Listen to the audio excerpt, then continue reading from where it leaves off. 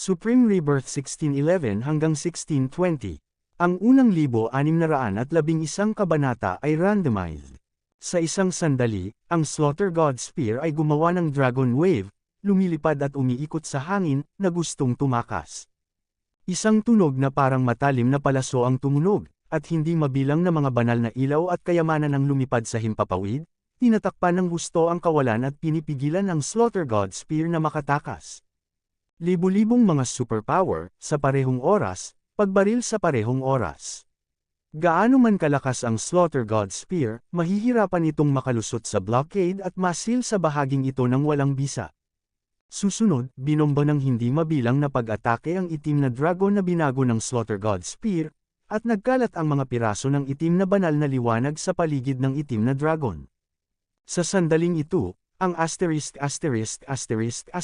ng Slaughter Spear ay gumawa ng tunog ng pag-alog ng dragon, pag-iling ng kanyang ulo at pag-iling ng kanyang buntot, at sinuntok ang isang grupo ng malalakas na lalaki.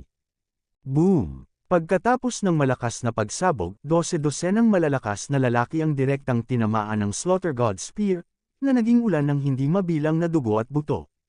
Gayunpaman, pagkatapos ng suntok na ito, ang banal na liwanag sa Slaughter God Spear ay lumabog din ng husto. Boom boom! Maraming makapangyarihang tao ang humarap sa marahas na Slaughter God Spear, isa-isa nilang ginamit ang lahat ng kanilang lakas para durugan ang Slaughter Art Treasures at sumabog patungo sa Slaughter God Spear. Ang Slaughter God Spear ay gumawa ng mga alon ng Dragon Chants, umiikot sa gitna ng maraming malalakas na lalaki, at gustong kumawala sa pagkubkob, at paminsan-minsan ay nagpakita ng malaking kapangyarihan at pinagdurog-durog ang mga sikat na malalakas na lalaki. Gayunpaman, ang itim na banal na liwanag sa Slaughter God Spear ay unti-unting nawala at naging mas manipis. Gaano man kalakas ang Slaughter God Spear, pagkatapos ng lahat, ito ay isang kayamanan lamang, at walang sinuman ang maaaring sirain ito. Unti-unting nawala ang bodyguarding aura. Malinaw, ang Slaughter God Spear ay hindi magtatagal. Sa wakas, ang itim na banal na liwanag mula sa katawan ng Slaughter God Spear ay unti-unting nawala ng karamihan, at pagkatapos, nang hindi mapanatili ang hugis ng isang dragon, ito ay naging isang itim na God Spear. Ang itim na sibat na ito ay halos 3 metro ang haba. Ang itim na dragon ay nakapulupot sa baril, mula sa hawakan ng baril hanggang sa dulo ng baril, habang ang dulo ng baril ay direktang nakausli sa bibig ng dragon at 1 metro ang haba. Napakaganda, ang Sharp Chi ay talagang kaakit-akit. Sa sandaling ito, ang sibat na lumitaw sa katawan ng Diyos ng Slaughter, ay lumulutang pa rin sa hangin, na naglalabas ng napakalakas na aura, at ang rune light ay kumikislap, ngunit ang layer ng itim na liwanag na iyon, ngunit ito ay nawala. Isang malakas na lalaki ang agad na nagpakita sa harap ng God of Slaughter Spear, at hinawakan ng God of Slaughter Spear sa kanyang kamay. Sa pagkakataong ito, hindi niyanig ng Slaughter God Spear ang malakas na tao sa ambon ng dugo, ngunit direktang hinawakan ng malakas na tao. Ha, akin ang God of Slaughter Spear. Biglang tumawa ang malakas na lalaki, parang baliw. Boom boom boom boom. Biglang lumipad ang 12 ng mahalagang ilaw at direktang sumabog sa malakas na lalaking ito. Biglang naputol ang malakas na lalaking ito at naging ambon ng dugo, at ang Death Spear ay lumipad diretso sa gitna ng hangin. Sa sandaling ito, ilang silhouette ang lumipad ng diretso sa hangin, lumipad sa himpapawid, at sinalo sila patungo sa Slaughter God Spear. Ang mga figure na ito ay nagbanggaan sa isa't isa sa himpapawid, sumabog ng napakalawak na banal na liwanag, na tumatagos sa mga mata ng lahat. Hoy! Biglang, isang kumikinang na sutla ng gagamba ang tumagos sa kawalan at ibinalot sa hawakan ng baril ng God of Slaughter Spear, at pagkatapos ay dumiretso, sinusubukang sakupin ng God of Slaughter Spear. Hiyang, isang tunog na parang espada ang tumunog, at ang mga lilang gintong mantes na dobleng espada ay sumambulat na may matalas na talam, na pinutol ang sutla ng gagamba, at pagkatapos ay sumambulat ang isang ulap ng lilang gintong liwanag, at nahulog din sa walang laman sa kalangitan, Diyos ng baril. Boom! Isang malakas na larawan, na naglalabas ng walang katapusang kapangyarihan, ang biglang hamampa sa palad. Sa ilalim ng palad na ito, biglang nagbago ang ekspresyon ng Purple Gold Mantis at nakaramdam ng matinding pressure, at ang dalawang espada ay agad na naglaslas patungo dito. Sa pamamagitan lamang ng mga palad ni Shen Shi ay hindi mabilang na mga kopya. Gayunpaman, sa pagkakataong ito, ang suntok ng Zijin Mantis ay hindi na kasing lakas ng dati. Hindi lang nila nagawang hatiin ang hindi mabilang na mga palm print na ginawa ni Shen Shi, ang dalawang kutsilyo ay direktang nabasag ng mga palm print, at pagkatapos, ang mga palm print na ito ay sinampal ng malakas ang Zijin Mantis, na dinudurog ang Zijin Mantis. Sa sandaling ito, biglang bumagsak ang ulan ng apoy mula sa langit, at ang langit ay naging madilim na pula. Isang higanteng phoenix na may magagandang balahibo ang naglaslas sa kalangitan at sinunggaban ito patungo sa sibat ng slaughter sa hangin. Sa kalangitan, isang ulan ng apoy ang bumagsak tulad ng isang malakas na ulan, at agad na sinunog ang 12-dosenang malalakas na lalaki bilang fly ash, at ang iba pang malalakas na lalaki ay itinaas din ang kanilang mga kalasag, na nagpupumilit na suportahan sila. Ang malaking phoenix na ito ay isang makapangyarihang tao sa angkan ng phoenix. Ang angkan na ito ay kabilang din sa 10 makapangyarihang angkan. Ang malakas sa angkan ay may dugo ng tunay na phoenix at napakalakas. Umuungol. Biglang, isang malakas na dagandong ang yumanig sa kalangitan na puno ng apoy na ulap, at isang malaking puting tigre ang tumawid sa kawalan at sumugod patungo sa ng slaughter spear. Ang puting tigre na ito ay may dugo ng 4 na dakilang hayop. Bagaman hindi isang aktwal na hayop, ang puting tigre ay may potensyal na bumalik sa mga ninuno. Ang ilaw ng platinum ay dumadaloy sa buong katawan. Ang Diyos ay nasa daan at may momentum ng isang halimaw na hari. Sa ibang direksyon, isang makapangyarihang santo na may 108 sagradong singsing sa likod niya ay gumawa din ng isang malakas na putok, ang kanyang mga mata ay walang pakialam, at iniunat niya ang isang malaking palad at hinawakan ang Slaughter God Spear sa hangin. Sa sandaling ito, maraming makapangyarihang lalaki, bawat isa ay nagpapakita ng kanilang supernatural na kapangyarihan, lahat ay gustong kontrolin ang Slaughter God Spear sa kanilang mga kamay sa unang pagkakataon. Ang hindi mabilang na iba pang powerhouses ay kumilos din. Sa kasamaang palad, ang pagkakaiba sa pagitan nila at ng mga nangungunang powerhouse ay masyadong malayo, at ito ay nakatakdang imposibleng makuha ang Slaughter God Spear na ito. Sa katunayan, mayroong hindi mabilang na malalakas na lalaki, na naapektuhan ng ilang napakalakas na putok ng mga lalaki, na nagkapira-piraso at naging masa ng ambon ng dugo. Sa kasalukuyan, ang lugar na ito ay naging isang malaking hill-ingan ng karne, na puno ng hangin at hangin. Lahat ng uri ng pag-atake ay magkakaugnay, na ginagawang isang napakagandang rehiyon ang lugar na ito. Sa sandaling ito, nakatayo si Chen Lei sa napakagandang rehiyong ito, at kakaibang pagbabago ang nangyari sa kanyang katawan. Ang pabago-bagong enerhiya sa lugar na ito ay hinihigop ng mga pattern ng pormasayo na lumitaw sa kanyang balat, at sa wakas ay naging Chen Lei. Sariling lakas. Ang resulta ng laban na ito ay hindi lamang nabigo na maging sanhi ng kaunting pinsala kay Chen Lei, ngunit sa halip ay naging pagkain para kay Chen Lei. Lumipas ang kaunting oras, biglang, ang katawan ni Chen Lei ay naging napakaliwanag, at ang God of Slaughter Technique ay nakapasok sa ika-4 na antas ng direkta sa ilalim ng gayong mga pangyayari. Ngayon, ang antas ng paglilinang na isinagawa ni Chen Lei at ang ninuno ni Tian Yanzhang noong panahong iyon ay isang antas lamang ang layo. Noong unang panahon, nilinang ng ninuno ni Tian Yanzhang ang Datu Shenju hanggang sa ika-5 antas, at pagkatapos ay tinalo ang walang talo na mundo. Sa kasalukuyan, si Chen Lei ay isang antas lamang sa likod ng ninuno na ito, kahit na hindi niya ito magagawa. Tunay na hindi magagapi ang mundo, ngunit sa mga nakababatang henerasyon, ang kanyang kapangyarihan sa pakikipaglaban ay ganap na nasa tuktok. At pagkatapos ng pagsasanay ni Chen Lei sa paglilinang ng Dato Shenju hanggang sa ika-4 na layer, ang mga layer sa kanyang katawan ay lumiwanag, na nagdulot kay Chen Lei ng isang nakasisilaw na banal na liwanag, na lubhang nakakabighani. Sa oras na ito, sa katawan ng ng Slaughter Spear at Spear sa kawalan, ang array pattern ay lumiwanag din, na umaalingaw sa dakilang ng mga taktika ng pagpatay sa katawan ni Chen Lei. Sa wakas, ang ng Slaughter Spear ay biglang dumaan sa Breaking Void at direktang lumitaw sa kamay ni Chenlei. Kabanata 16:12. Iniunat ni Chenlei ang kanyang kamay at pinisil ang Slaughter God Spear sa kanyang kamay. Pagkaraan ng ilang sandali, isang pakiramdam ng relasyon ng dugo ang lumitaw sa kanyang isip. Naramdaman ni Chenlei na ang Slaughter God Spear na ito ay tila naging bahagi ng kanyang katawan, nang walang anumang kakaiba, na parabang siya ay maingat na pino sa paglipas ng mga taon, tulad ng isang daliri. Nagulat si Chenlei, ang Diyos ng Slaughter ay medyo marahas, at pagkaraan ng ilang sandali, ang buong Diyos ng Slaughter Spear ay tila nabuhay. Pagkaraan ng ilang sandali, kumalat ang itim na banal na liwanag, na naglalabas ng nakakagulat na kapangyarihan. Sa sandaling ito, 12 makapangyarihang lalaki ang nakakita sa Slaughter God Spear na lumitaw sa kamay ni Chenlei, at hindi sila nag-atubiling sumugod kay Chenlei. Ang mga powerhouse na ito ay libu-libong metro ang layo mula sa mga paa ni Chenlei, at hindi mabilang na umaataking mga sinag ng liwanag ang naibuga, at sila ay sumabog patungo kay Chenlei.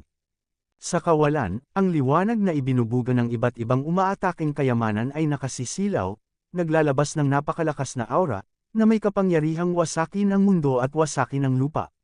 Sa ilalim ng gayong pag-atake, umuuga ang kawalan, mapaglabanan ng walang katulad at makapangyarihang pamimilit na ito. Itinaas ni Chenlei ang kanyang kamay, at ang Slaughter God Spear sa kanyang kamay ay hamampas pasulong. Pagkaraan ng ilang sandali, isang itim na banal na liwanag ang bumaril mula sa dulo ng Slaughter God Spear, na naging malaking hugis fan, na nakaharap sa 12. Tandaan ang malalakas na pag-atake. Direktang inalis ng mga itim na Diyos ang pag-atake mula sa langit, at pagkatapos nito, ang mga itim na Diyos ay nanatiling hindi magagapi, na nilalampasan ang 12 makapangyarihang tao na umatake sa kanya. Sa kawalan, 12 mga sigaw ang narinig. Ang 12 malalakas na lalaking ito na umatake kay Chenlei ay direktang tinamaan ng Black Volley God na ito at naging hindi mabilang na ulan ng dugo. Sirang buto, tragically namatay on the spot. Ilang sandali, ang lahat ng malalakas ay natigilan at hindi makapaniwalang tumingin kay Chenlei. Sino ang maaaring pumunta dito upang ipaglaban ang killing spear, na hindi isang walang kapantay na puwersa, kahit na may agwat sa pagitan nila, sila ay mahina at limitado. Napatay ni Chenlei ang 12 malalakas sa isang galaw. Sino ang makakapigil sa ganitong uri ng kapangyarihang panlaban? Buhay. Iwanan ang Diyos ng sibat ng pamatay. Biglang, na may malamig na singhot, ang lahat ay nagising, ngunit siya ay isang makapangyarihang Protoss. Sa kasalukuyan, mayroong isang nakasisilaw na banal na espada sa kanyang kamay. Ang enerhiya ng espada ay patayo at paalang, na may malakas na gilid, at nakatutok kay Chenlei. Biglang tumingin din ang lahat ng malalakas kay Chenlei, at lumakas ang hangarin sa pagpatay. Ang Slaughter God Spear na ito, ay talagang hindi kayang bitawan si Chenlei. Ramdam ni Chenlei ito sa sandaling ito. Mula sa Slaughter God Spear, hinanggad niya ang labanan. Mula sa Slaughter God Spear, nakaramdam siya ng nakakatakot na enerhiya. Natuklasan ni Chenlei sa oras na ito na ang Diyos ng Slaughter Spear at ang Diyos ng Slaughter Dew ay nasa parehong ugat, pinaghalo sa tubig at gatas, at ganap na sumanib sa kanya. Ito ay nagpapataas ng kumpiyansa ni Chenlei ng 2 beses. Sa ilalim ng gayong mga kalagayan, walang sino man ang maaaring agawin ang sibat ng Diyos ng Slaughter mula sa kanya. Maghahanap ka muna ng pagkakataong makalusot. Palihim na ipinadala ni Chenlei ang tunog kay Mao, at pagkatapos ay naglabas ng nakakagulat na aura sa kanyang katawan, at sinabi sa maraming makapangyarihang tao, kung gusto mong patayin ang Diyos ng baril, dapat mo muna akong talunin.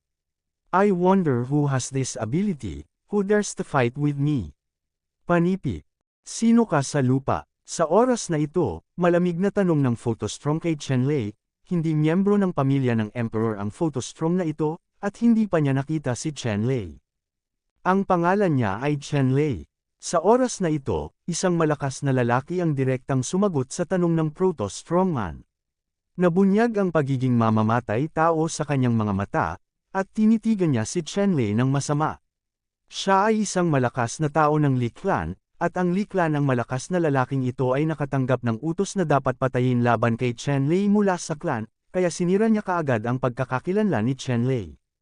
Si Chen-Lei, mula sa Lingxiao City Division, ay may titulong no, isang killing god ng human race. Ang malakas na tao ng angkan ng Liao ay nagpatuloy sa pagpapaliwanag ng ilang impormasyon tungkol kay Chen-Lei sa lahat. Ang unang pumatay ng sangkatauhan, napakalaking pangalan.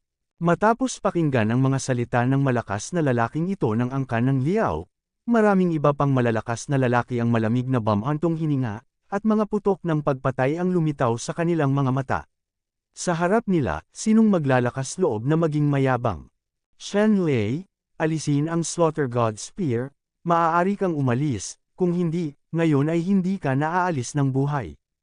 Matapos marinig ang pangalang Chen-Lei, medyo pamilyar ang malalakas na larawan, at pagkatapos ay naalala na sa kanilang mga larawan, ang emperador ay naglabas ng utos sa pagtugis, at ang anak na ito ang humahabol sa kanya. Gayunpaman, ang Protoss powerhouse na ito ay hindi kasuwato ng pamilya ng emperador, ngunit ayaw niyang mawalan ng mukha kay Chen-Lei. Kailangan lang niyang patayin ang Gun God. Imposible. Agad na tumanggi si Chen-Lei na sabihin. Kung ito ang kaso, pagkatapos ay mamatay ka. Sumigaw ang Protoss powerhouse, na may naiinip na ekspresyon sa kanyang mukha, at nilaslas ng espada si Chen-Lei. Sa isang sandali, isang maliwanag na liwanag ng espada ang tumagos sa kalangitan, naglalabas ng nakasisilaw na banal na liwanag, na naglalabas ng pambihirang kapangyarihan, na parabang ito ay maaaring tumagos sa kalangitan, ang layunin ng espada ay hindi pangkaraniwan. Hinarap ng mga powerhouse ang makapangyarihang espadang ito at nakaramdam ng hindi maipaliwanag na takot sa kanilang mga puso. Ang kapangyarihan ng espadang ito ay napakaganda na halos makakahati ito ng mga bituin. Hinarap ng lahat ang espadang ito. Isa lang ang iniisip, at iyon ay ang pagsuko. Ang liwanag ng espada na ito ay umabot sa tuktok ng ulo ni Chen-Lei sa isang kisap mata at pinutol ito. I-click. Sa isang sandali, ang sagradong bundok sa ibaba ay nahati at naging isang napakalalim na kalaliman. Dapat mong malaman na ito ay isang walang kamatayang lihim na kaharian. Ang ilang hindi kilalang mga sagradong bundok ay maraming beses na mas malakas kaysa sa mga nasa labas, at mahirap para sa lahat na sirain. Ang sword chi na itinapon ng makapangyarihang Protoss na ito ay sumire sa isang sagradong bundok. Hindi na kailangang sabihin. Kumaway si Chen-Lei at winalis ang baril. Ito ay hindi isang komplikadong hakbang. Gayunpaman, ang supernatural na kapangyarihan na nagmula sa pagpatay na baril ay nagpabago sa makapangyarihang koponan ng kanilang mga kulay. Sa itaas lamang ng Slaughter God Spear, mayroong isang itim na banal na liwanag na nagdadala ng walang hanggan na pinakamataas na banal na kapangyarihan, na gumagawa ng nakakabinging dagandong, at ang buong mundo ay tila nanginginig dahil dito, na nakaharap sa Sword Mango. Paano ito naging napakalakas? Naramdaman lamang ng maraming malalakas na lalaki na tila tumitibok ang kanilang mga kaluluwa, at nabigla sila sa walang katulad na divine power na nagmumula sa itim na banal na liwanag na iyon. Sa harap ng walang katulad na banal na kapangyarihang ito, para silang mga bata, na walang kaunting pagtutol. Ang itim na banal na liwanag na iyon, na makapal na natatakpan ng mga simbolo, ay napakalakas at makapangyarihan, tulad ng isang mahabang ilog na maaaring magbukas ng kalangitan, na agad na nabasag ang makinang na liwanag ng espada ng kapangyarihan ng Protoss, nagiging hindi mabilang na mga pagbuhos ng liwanag, at naglalaho. Pumasok sa hangin. Kasunod yun, ang itim na banal na liwanag na ito ay tumama patungo sa lahi ng Diyos na malakas na may lakas na napakabilis ng kidlat.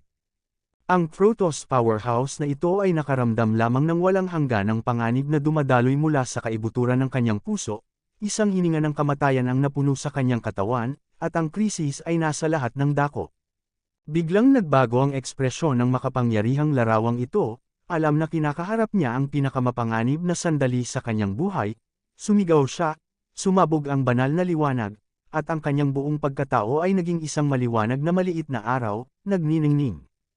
Ang antas ng hininga ay nasa likod din niya, isang malinaw at makabuluhang banal na multo ang lumitaw, dala ang pinakamataas na banal na kapangyarihan na sumupil sa daan-daang milyong kalangitan, dahan-daang tinapik ito ng isang palad, at sumabog patungo sa itim na banal na liwanag.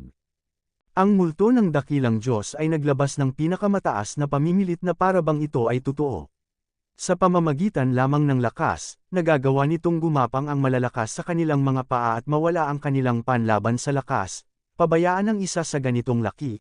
Ang mga Diyos ay higit na katulad ng isang himala, na mas malaki pa sa bundok, at ang nagniningning na banal na liwanag ay hamarang sa lahat ng nakapalibot na espasyo at bumaril sa itim na banal na liwanag na iyon. Boom! Ang itim na banal na liwanag ay bumangga sa palad ng multo ng dakilang Diyos, at biglang kumalat ang walang hanggan na shockwave sa lahat ng direksyon, na naglalabas ng pinakamataas na hininga tulad ng isang Diyos, at ang kawalan ay napawi. Tulad ng para sa malalakas na tao sa paligid, hindi mabilang na mga tao ang hindi makontrol ang kanilang figure at direktang naalis sa pamamagitan ng shockwave na ito. May ilang mas mahihinang tao na natangay ng shockwave na ito at direktang nakuryente sa ambon ng dugo. Sa oras na ito, ang ibang makapangyarihang tao sa paligid ay nagulat at isa-isang umatras, at naka-atras na sila ng libu-libong milya bago sila umatras sa isang ligtas na lugar. Pagkatapos nito, ang mga makapangyarihang tao ay tumingin at nakakita ng isang nakakatakot na eksena.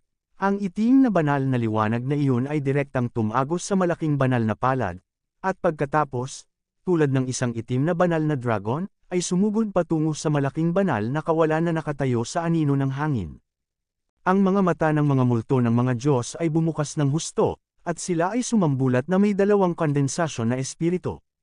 Ang liwanag ng mga Diyos ay parang usok at ulap, naglalabas ng nakakatakot na kapangyarihan, at tumama sa liwanag ng itim na dragon. Boom! Nagkaroon ng isa pang malakas na ingay tulad ng pagyanig ng isang bundok, at ang dalawang maladyos na kabayo ay agad na nagkapira-piraso. At malabo din ang itim na dragon. Sa sandaling ito, muling iwinagayway ni Chenlei ang Slaughter God Spear, at isa pang banal na liwanag ang bumaril mula sa katawan ng baril at naabutan ang madilim na itim na banal na dragon sa hangin.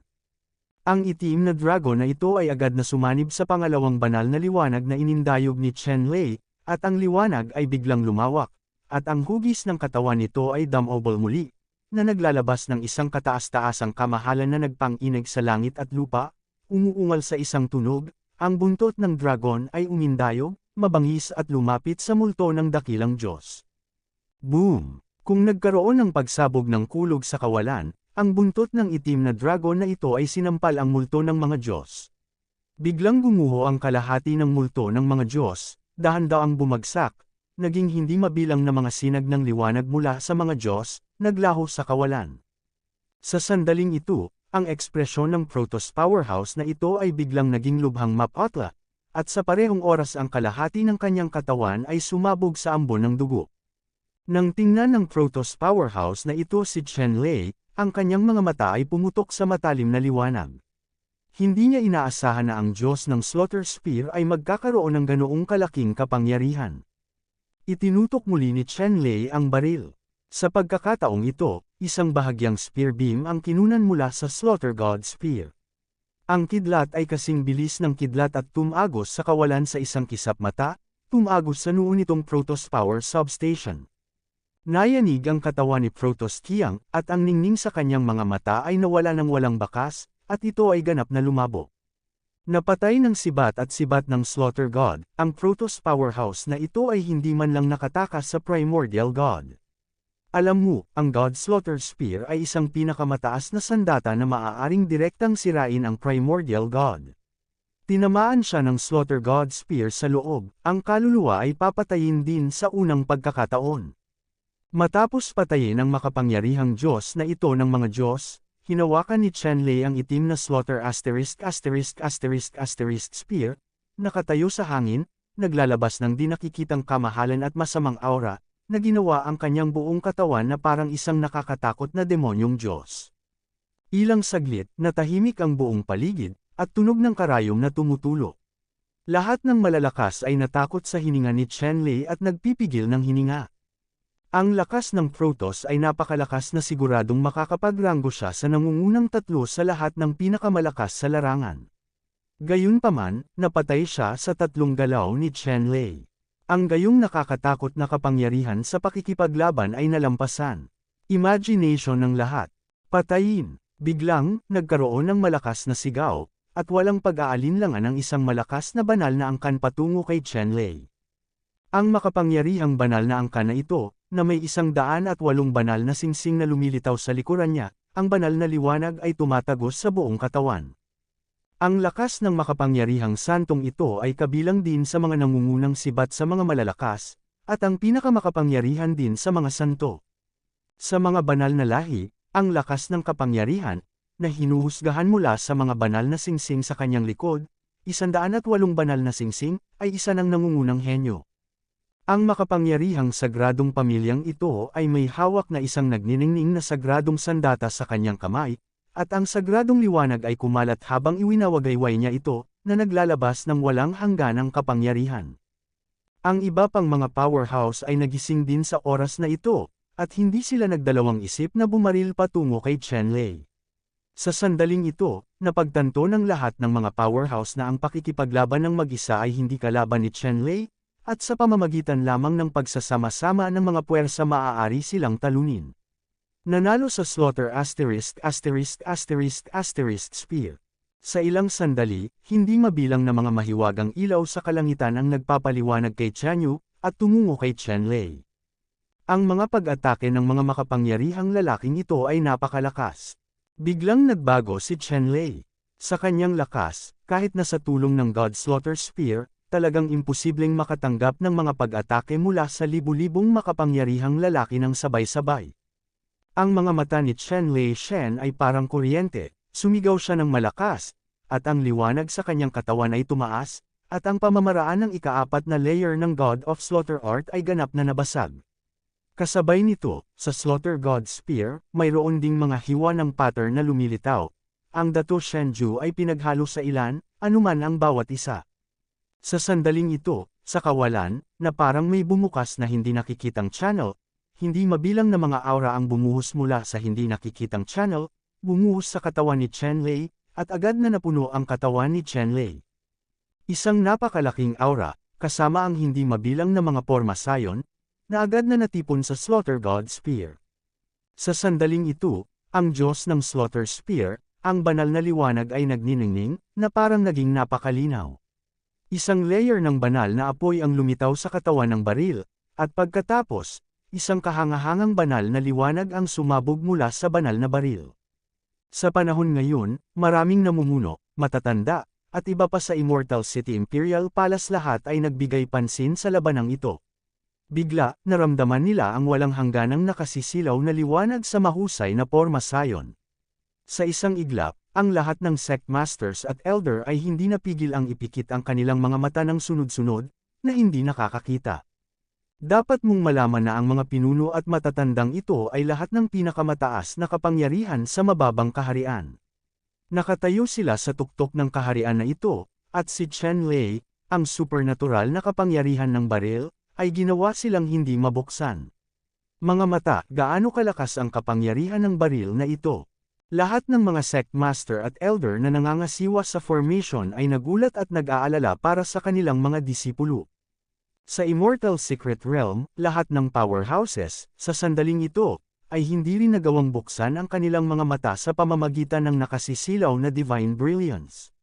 Kasabay nito, ang isang hindi maipaliwanag na pakiramdam ng kataas-taasang takot ay lumitaw mula sa kanilang mga puso. Pagkatapos nito, ang malalakas na lalaki ay nakaramdam ng sakit sa kanilang buong katawan, at pagkatapos ay nawalan ng malay. Nang mawala ang hindi mabilang na mga divine lights, ang mga elder na nanunood ng labanan sa labas ng Immortal Mystery, pagkatapos ay tumingin sa formation, isa-isa, sila ay labis na nabigla. Ang baril na ito ay direktang tumagos sa nakapaligid na bilog na nabuo ng libu-libong makapangyarihang mga lalaki. Isang malaking bangin na libu-libong milya ang lapad at hindi alam ang haba ang lumitaw sa harap ng mga pinuno ng sekta at matatanda. Ang mga powerhouse sa malaking kailaliman ay natakot lahat at naging alabok. Ang mga powerhouse sa iba pang direksyon ay nagulat din sa pagsusuka ng dugo at bumalik ng 10,000 milya ang layo. Ang pag-atake ni Chen-Lei ay pumatay ng hindi bababa sa daan-daang malalakas na lalaki ng iba't ibang lahi.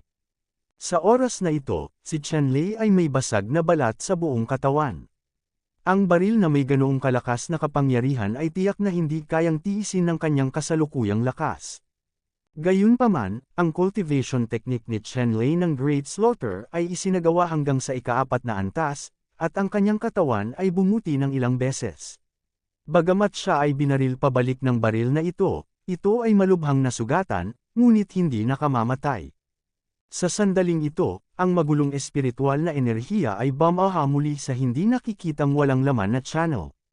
Ang magulong espiritual na enerhiyang ito ay muling napunit ang isang bahagi ng sugat ni Chen Lei, bumulwak ang dugo, at mukhang lubhang nakakatakot.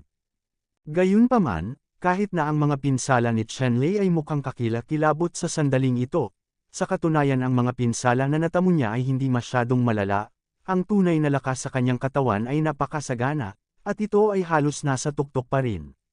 Sa oras na ito, ang hindi mabilang na natitirang mga powerhouse ay gumamit din ng kanilang sariling mga diskarte upang pilitin ang heterogeneous true chi na lumabas sa katawan at tumingin kay Chen Lei. Tungkol naman sa lakas ng pag-atake ni Chen Lei, natural na nararamdaman ng mga powerhouse na ito ang pinakamalalim. Patayin, ang natitirang mga powerhouse, isa-isa, ay nagpalakpakan at inatake muli si Chen Lei. Kung hindi mo samantalahin ang pagkakataong ito para patayin si Chen Lei, kung gusto mong patayin si Chen Lei sa hinaharap at mahuli ang Slaughter God Spear, natatakot ako na mas mahirap ito. Kasunod ng utos na ito, hindi mabilang na malalakas na lalaki ang sumisira ng mga kayamanan, at muling pinugutan ng ulo kay Chen Lei.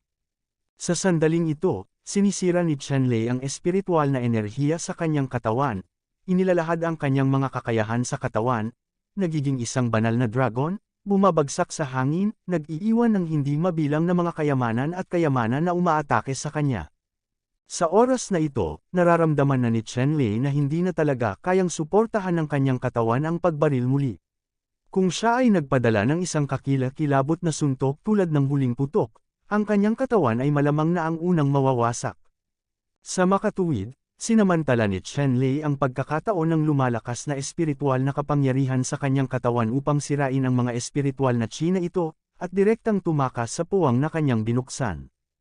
Kahit na may Slaughter God Spear, hindi naging mayabang si Chen Lei para makalaban ng libu-libong superpower sa isang kaaway. Sa sandaling ito, ang bilis ni Chen Lei ay papalapit na sa sukdulan, at sa loob ng ilang paghinga, nawala siya sa saklaw ng perception ng maraming makapangyarihang tao, nang walang bakas. Ang mga powerhouse na ito ay galit na galit at tumuwid at humabol sa direksyon na tinakasan ni Chen Lei. Sa kasamaang palad, ang bilis ni Chen Lei ay masyadong mabilis. Nawala na sa mga taong ito si Chen Lei at gusto siyang habulin muli. Ang pagpunta kay Chen Lei ay masasabing kasing hirap ng pag-akyat. Sa oras na ito, nagulat din si Chen Lei sa sarili niyang bilis, na mas mabilis kaysa dati. Gayunpaman, naramdaman din ni Chen Lei na ang lumalakas na espiritual na kapangyarihan sa kanyang katawan ay mabilis na kumakain. Kapag naubos na ang espiritual na kapangyarihan, bababa ang bilis. Gayunpaman, bago maubos ang lumalakas na espiritual na kapangyarihan sa kanyang katawan, naramdaman ni Chen Lei na tiyak na mapapaalis niya ang mga sundalong humahabol sa likod. Oo nga, bago pa maubos ang espiritual na kapangyarihan, itinapon na ni Chen Lei ang mga humahabol na sundalo sa likuran niya. Pagkatapos nito, naghanap si Chen Lei ng isang lihim na lugar at nalaman na walang mga kaaway sa loob ng 100,000 milya sa pamamagitan ng battle card. Pansamantala siyang huminto, gumawa ng nakatagong bilog, at nagsimulang makabawi at makahinga. Sa pagkakataong ito, sinabi ni Chen Lei na kumita siya ng malaki. Hindi lamang siya ang nanalo sa God of Slaughter Spear, ngunit nakalusot din siya sa ika-4 na layer ng God of Slaughter. Sa ika-4 na antas, ang Diyos ng Slaughter ay naging mas malakas at mas nangingibabaw. Si Chen Lei ay mas kumpiyansa sa kanyang kapangyarihan sa pakikipaglaban, at mas kumpiyansa siyang manalo sa unang pwesto sa 10,000 Races Conference sa pagkakataong ito. Gayunpaman, hindi ngayon ang oras para ipagmalaki. Pinigilan ni Chen Lei ang pananibik sa kanyang puso at nagsimulang gumaling mula sa kanyang pinsala. Ang nakakagulat na kapangyarihan ng Slaughter God Spear ngayon lang, naniniwala si Chen Lei na sa kasagsagan ng kanyang nakaraang buhay, hindi niya magagawang maghatid ng ganoon kalakas na sibat. Ang lakas ng baril na ito ay lumampas sa kasalukuyang kaalaman ni Chen Lei. Gayunpaman, ang pagkonsumo ng baril na ito ay masyadong malaki. Sa sariling lakas ni Chen Lei, talagang imposibleng gamitin ito sa kalooban. Gayunpaman, maaaring ito ang pumatay at ang nuclear deterrent. Ang makapagbigay ng ganoong suntok, maging ang powerhouse ng 9th level ni Emperor Wu sa Great Perfection Realm ay maaaring mabantaan. Sa ilalim ng gayong mga kalagayan, ang kaligtasan ay lubos na magagarantiyahan. Gayunpaman, alam din ni Chen Lei na sa pagkakataong ito ay nakuha niya ang Slaughter God Spear, na maaaring isang kasawian o isang pagpapala. Pagkatapos umalis sa Immortal Secret Realm, siguradong maraming alon. Bagamat magdudulot sa kanya ng problema ang slaying gun na ito, gayunpaman, hindi matitiis ni Chen Lei na sumuko, dahil ang kapangyarihan ng slaying gun na ito ay talagang napakalakas. May ibang naisip si Chen Lei at nagsimulang mag-concentrate sa pagbawi mula sa kanyang pinsala. Ngayon, ang pinakamahalagang bagay ay ang makabawi mula sa mga pisikal na pinsala. Mabilis na nag-concentrate si Chen Lei, patuloy na kumikislap ang aura ng Azure Dragon Rejuvenation Technique, at inayos ang mga sugat sa kanyang katawan. Isang serye ng espiritual na enerhiya ang bumuhos sa katawan ni Chen Lei, na naging sanhi ng mabilis na paggaling ng kanyang mga sugat. Ang mga sugat ni Chen Lei ngayon, kahit na mukhang seryoso, ay pawang mga sugat sa balat, at mabilis siyang gumaling. Makalipas ang ilang oras, ganap na gumaling ang pinsala ni Chen Lei. Nang gumaling si Chen Lei mula sa kanyang mga pinsala, tinanggal niya ang nakatagong porma sayon, at pagkatapos ay nagpakita. Sa oras na ito, iniisip ni Chen Lei kung ano ang susunod na gagawin. Hiwalay na siya ngayon kay Ma Wu, ngunit pagkatapos bigyan ni Chen Lei si Ma Wu ng isang lihim na mensahe, nakahanap si Ma Wu ng pagkakataong makatakas. Sa oras na iyon, ang lahat ng atensyon ng maraming malalakas na lalaki ay kay Chen Lei, at maraming malalakas na lalaki ang hindi alam ang relasyon ni Chen Lei at Ma Wu. Kaya naman, napakadali para kay Ma Wu na makatakas. Habang si Ma Wu ay nagbigay ng isang mahusay na panunumpa, si Chen Lei ay hindi nag-aalala na si Ma Wu ay makatakas. Ang iniisip niya ngayon ay kung hahanapin si Ma Wu, o diretsyong manghuli ng iba pang mga karera ng kapangyarihan upang makakuha ng mga pagsasamantalang militar. Sa katunayan, tinitingnan na ngayon ni Chen Lei ang kanyang sariling Battle Achievement Card. Ang bilang ng mga nakamit sa labanan dito ay umabot sa isang kahangahangang bilang. Sa lahat ng pinakamalakas, nauna na siya sa pwesto. Pagkatapos noon, napakabilis ng pag-unlad ni Chen Lei, ito ay dahil sa nakakagulat na suntok ng Slaughter God Spear, at ang suntok na binasag ni Chen Lei sa Slaughter God Spear, na ikinamatay ng daan-daang makapangyarihang tao, ay napakalaki pumapatay, ang kanyang mga pagsasamantala sa militar ay natural na nakasakay sa isang rocket, mabilis na tumataas. Sa kasalukuyan, si Chen Lei ay may daan-daang mga merito sa labanan higit sa pangalawang pwesto. Ang daan-daang mga tagumpay sa labanan ay katumbas ng agwat sa pagitan ng daan-daang malalakas na tao. Hanggat walang aksidente, ang second-ranked strongman ay walang pagkakataon na makahabol. Nag-isip sandali si Chen Lei. Sa kasalukuyan niyang mga tagumpay sa pakikipaglaban, hindi na niya kailangan na sadyang maghanap ng mga target na hahanapin. Hanggat hindi siya aabutan ng pangalawang pwesto, masasabing stable ang unang pwesto sa 10,000 Races Conference. Masasabing ngayon ay natapos na ang kanyang pinakamahalagang gawain. Pagkatapos ng ilang pag-iisip, nagpasya si Chen Lei na hindi na siya nagdadalubhasa sa pangangaso ng iba pang makapangyarihang tao ng iba't ibang lahi, ngunit ginamit ang kanyang pangunahing lakas upang maghanap ng mga kayamanan. Ang walang hanggang lihim na kaharian na ito, nakilala bilang ang unang lihim na kaharian sa mababang kaharian, ay may maraming pagkakataon, ngunit ginugol ni Chen Lei ang halos lahat ng kanyang lakas sa pangangaso at pagpatay sa iba pang makapangyarihang tao, na hindi pinapansin ang aspetong ito. Ngayon, hindi niya ginagawa, kailangang mag-alala tungkol sa mga ranggo. Mas mainam na ituon mo ang iyong enerhiya sa treasure hunting, baka mas malaki ang kita. Sa unang lihim na kaharian na ito, kahit na ang ng Slaughtering Gun ay may walang kapantay na mga kayamanan, at ang iba pang mga kayamanan ay tiyak na hindi mababa. Pagkatapos magdesisyon, umalis si Chen Lei sa lugar na ito at nagsimulang maghanap ng iba't ibang pambihirang kayamanan sa Immortal Secret Territory.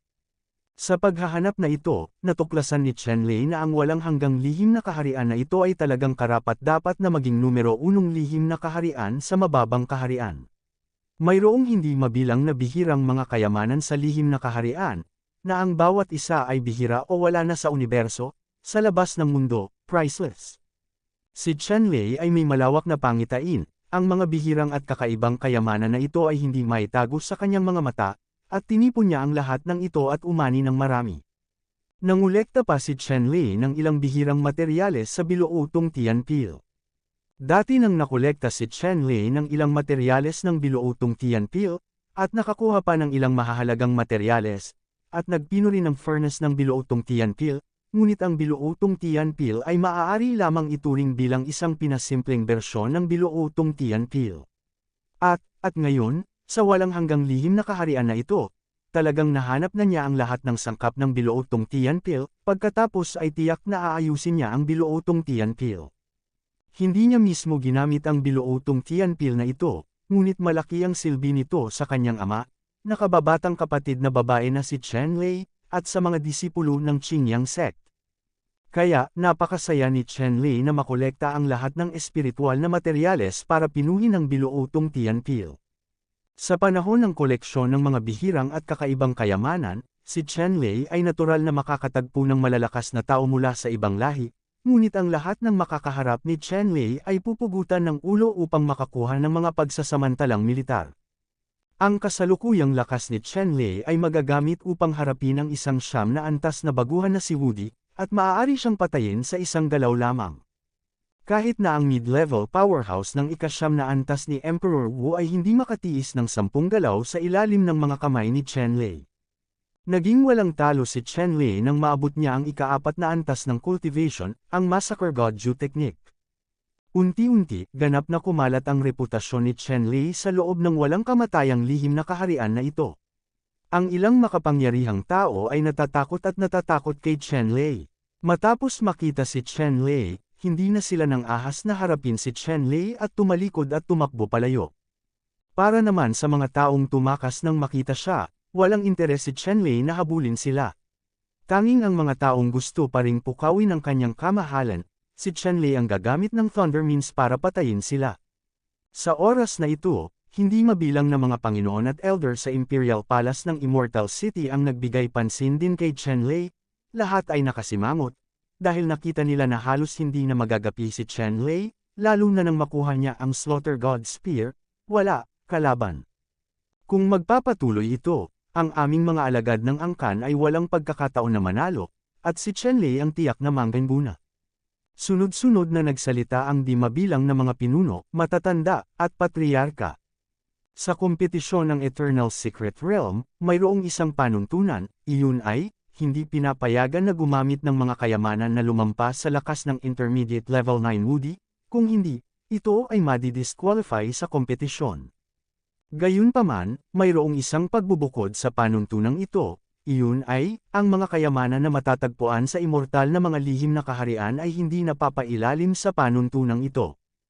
Ang kapangyarihan ng Slaughter God Spear na kinuha ni Chenlei ay mas malakas kaysa sa Wudi 9 Intermediate Level, ngunit ang ginamit niya ay hindi limitado ng panuntunang ito.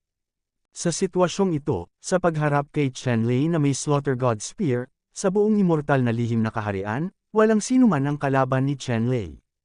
Dahil dito, labis na hindi nasisiyahan ang lahat ng pinakamataas na pinuno, matatanda, at patriarka. Banal na emperador, hihintayin ko ang aking kahilingan na tanggalin ang panuntunang ito. Kung hindi, ito ay magiging hindi patas sa ating mga tao. Sa kasalukuyan, ang lahat ng mga ninuno at matatanda sa labas ng Ancient Mysteries, sa parehong oras, ay magkasamang nagpetisyon sa banal na emperador ng Middle Dynasty Divine Dynasty na alisin ang panuntunang ito. Sa simula, iginiit pa rin ng banal na emperador na hindi maaaring alisin ang mga regulasyon. Gayunpaman, habang parami ng parami ang mga elder na nagpetisyon, maging ang matataas na antas na mga pinuno ng pinakamataas at makapangyarihang lahi gaya ng Protoss, Holy Race, at Spirit Race ay sumali. Dapat din siyang pakitunguhan ng emperador ng may pag-iingat. Sigurado ka bang gusto mong alisin ang panuntunang ito? Ang banal na emperador ng dinastiyang Mid-Tang, ang clone ay bumaba sa labas ng mahusay na porma sayon, nakipagpulong sa mga patriarka, Panginoon, at matatanda ng lahat ng lahi, at tinanong ang kanilang huling mga opinyon. Oo, Holy Emperor, ako ay sumasang-ayon na alisin ang panuntunang ito. Nakaharap sa avatar ng banal na emperador, sabay-sabay na sabi ng mga ninuno at matatandang ito. Magtatanong ako sa huling pagkakataon, sigurado ka ba? Maingat na tanong muli ng clone ng Saint Emperor. Okay, sabay-sabay na nagsalita ang maraming matatanda. Matapos marinig ang pare-parehong tugon mula sa karamihan, ang clone ng banal na emperador ay nagsabi, mabuti, dahil iminungkahi ninyong lahat na alisin ang panuntunang ito, ang emperador ay hindi isang pabayan na tao, kaya pumayag siya sa inyong kahilingan, ngunit ito rin ang tanging kinakailangan. Panipi.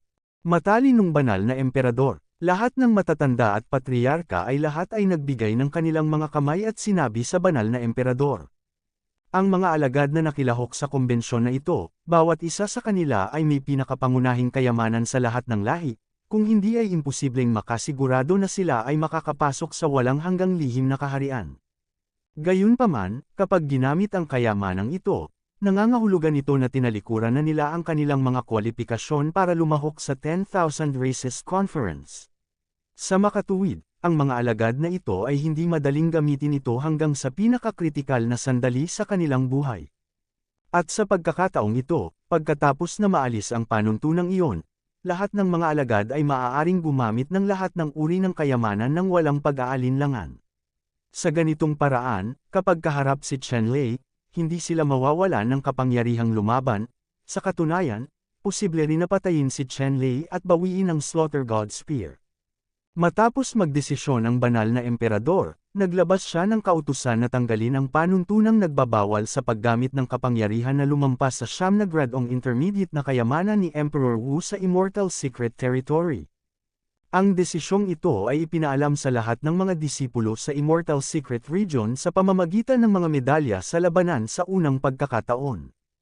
Ano, ang pinakamatibay na kayamanan ay pinapayagang gamitin.